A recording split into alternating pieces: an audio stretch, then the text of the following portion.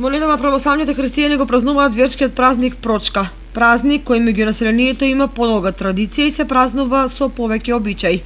И Македонската православна црква го празнува овој верски празник. На Прочка помладите одат кај постарите на гости за простување на гревовите и помирување.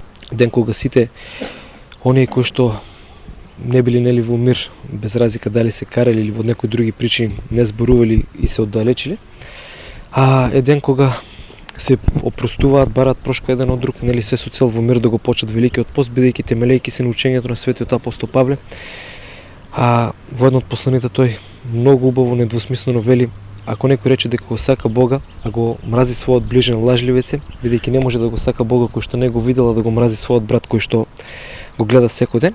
Знаеме дека овие пости се најдолги и се најстроги. Од понеделник до петок се постат на вода, односно не се користи масло. Сабота и недела е благословена употреба на масло, а на цветници и на благовештение е дозволена употреба на риба.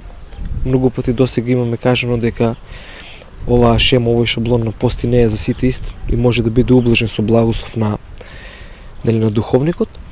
И пред се да се запази не оној пост од храна, бидејќи како што знаеме Бог никогаш нема да не суди за тоа што јадеме или што имаме на нашата трпеза, туку ќе не суди за некои посуштествени работи. Се нарекува 40-ница затоа што по 40 дена од постот продолжува последната седмица пред Великден дополнителен строг пост заради деновите на предавството, страдањата, раснувањето на крстот и погребението на Исус Христос.